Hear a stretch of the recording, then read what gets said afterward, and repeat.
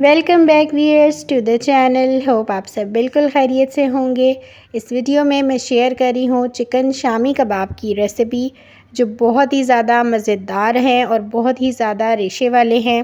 اس میں کوئی آپ کو چاپر یوز کرنے کی یا جوسر یوز کرنے کی ضرورت نہیں ہے. یہ ہاتھوں سے ہی بہت ہی زیادہ اچھے سے مکس ہوتے ہیں اور بہت مزے کے بنتے ہیں. تو چلیں اس کو بنانا سٹارٹ کر لیتے ہیں.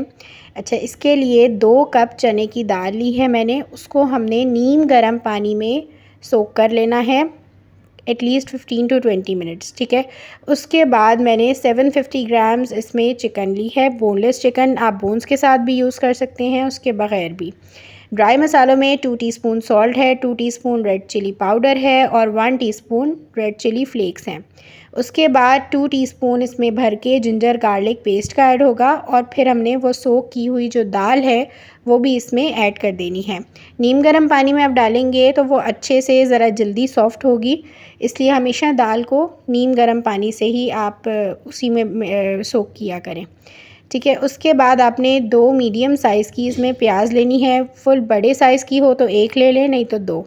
اس کے بعد ڈرائی مسالوں میں 3-4 دار چینی کے ٹکڑے ہیں، 3-4 موٹی الائچی، 3-4 لونگیں ہیں اور 8-10 دانے کالی مرچوں کے ہیں.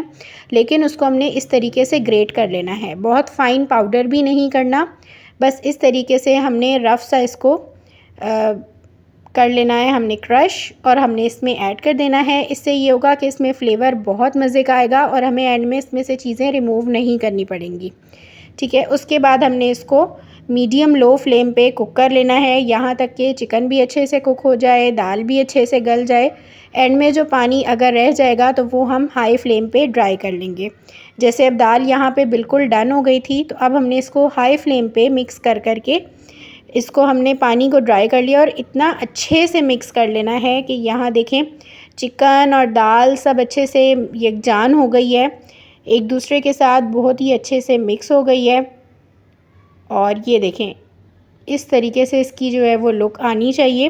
اگر تھوڑے سے آپ کو لگے کہ چنکس ہیں تو آپ اس کو ہاتھ سے بھی اچھے سے مکس کر سکتے ہیں. اس کے بعد یہ تھوڑا سا دھنیا ہے، پودینہ ہے، گریٹ کی ہوئی ادرک، 1 پیاز ہے اور ہری مرچیں ہیں. اس کو ہم نے اوپر سے ایڈ کرنا ہے. تو اس کو ہم چاپر میں رف سا چاپ کر لیں گے، بہت زیادہ فائن پیسٹ نہیں بنانا. دیکھیں اس طریقے سے ہونا چاہیے.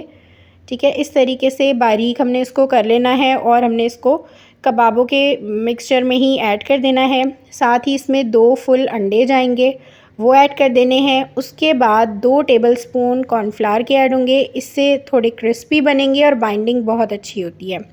ٹھیک ہے. اس کے بعد ہم نے ½ ٹی اسپون اس میں کالی مرچوں کا ایڈ کرنا ہے. اس کو اچھا سا مکس کرنا ہے اور پھر اپنی ریکوائرمنٹ کے اکارڈنگ آپ نے شیپ دے لینی ہے. آپ کو بڑے پسند ہیں یا چھوٹے پسند ہیں یا میڈیم سائز کے، جیسے بھی آپ نے کباب بنانے ہیں اس طریقے سے. دیکھیں کوئی میں نے آئل گریس نہیں کیا، کچھ نہیں کیا. یہ بالکل اتنا پرفیکٹ بیٹر ہے کہ آپ ایزیلی اس کو ہینڈل کر سکتے ہیں. ٹھیک ہے. اس کے بعد ہم نے کبابوں کو فریز کر لیا اور اب اس طریقے سے ہم نے آئل میں اس کو فرائی کرنا ہے. دیکھیں میں کوئی چیز اس کے اوپر میں نے کوٹنگ نہیں کی، کوئی انڈے کی کوٹنگ نہیں کی. آپ فریش بھی بنا سکتے ہیں اور فریز کر کے بھی بنا سکتے ہیں. بس فریزر سے نکالیں اور اس کو فرائی پین میں ایڈ کر دیں. یہ دیکھیں ایک سائڈ سے جب کلر آ جائے گا تو ہم نے اس کو ٹرن کر لینا ہے. کتنا ایزیلی یہ ٹرن ہو گئے ہیں. اور جب دونوں طرف سے کلر آ جائے تو پھر آپ اس کو ڈش آؤٹ کر لیں. تو بہت ہی زیادہ مزے کے بنتے ہیں اور آپ کو یقیناً بہت مزہ آئے گا. ایک دفعہ اس کو اسی ریسیپی سے ٹرائی کیجیے گا. ریسیپی اچھی لگے تو مجھے فیڈ بیک دیجیے، لائک کریں، کامنٹ کریں، شیئر کریں. چینل کو سبسکرائب نہیں کیا تو وہ بھی کر لیں. ملوں گی پھر کسی نیکسٹ ریسیپی میں، نیکسٹ ویڈیو میں. تب تک کے لیے اللہ حافظ.